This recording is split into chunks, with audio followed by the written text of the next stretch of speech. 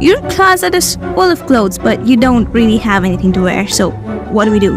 Ladies, take a seat and watch me teach you how to take your basic outfits from this to this.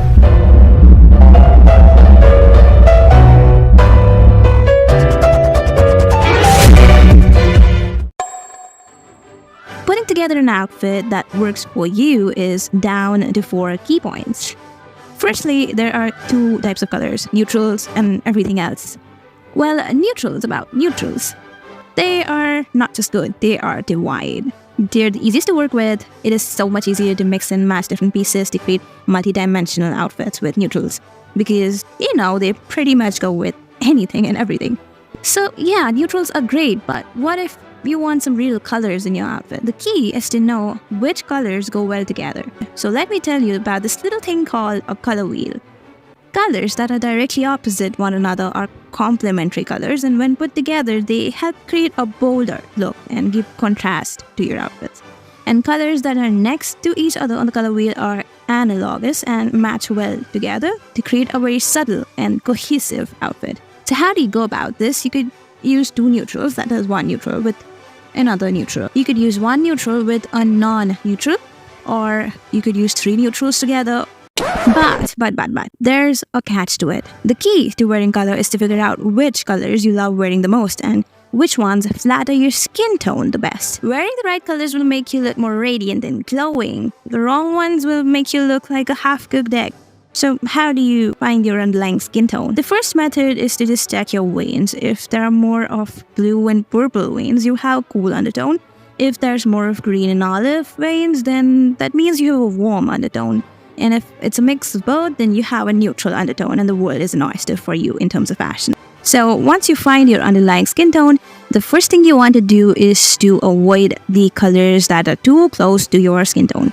But that's not it. You also need to find out what colors actually flatter your skin tone. So these are some of the colors that flatter warm skin undertones, and these are some of the colors that flatter cool undertones. Second chapter, playing with the proportions and the silhouette.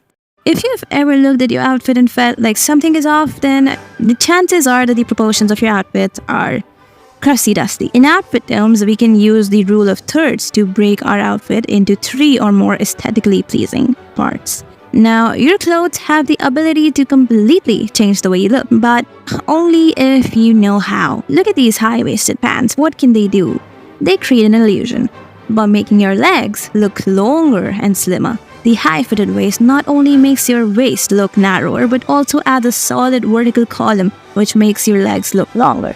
In general, wearing high-waisted pants in ankle or floor-length pants will make you look taller and leaner.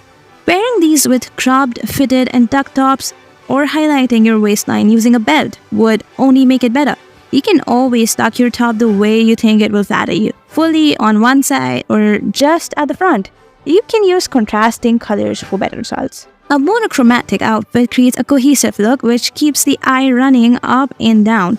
It's basically the column logic all over again. Try playing with the textures to contrast between the top half and the bottom half. By the way, pro tip, if your shoes are the same color as whatever is covering your legs, it will basically create a seamless flow from your waist to toes, and that will make you look taller.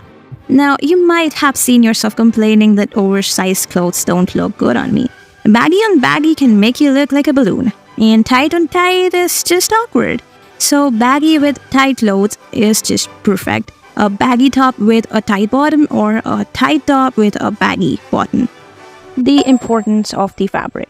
Now watch this closely. At the first glance, there is nothing wrong with this outfit. But if you look closely, it's thin and it looks cheap. Thicker and softer fabrics are more sturdy and have more structure to them, thus giving you a more clean and sharp look. Hard and stiff fabric can create the illusion by adding extra weight and stiffness to your silhouette, so you should just generally avoid those fabrics. Everything until now was just the base of the pizza. Adding that final extra level of depth and dimension to your outfits will make them look more finished and cohesive.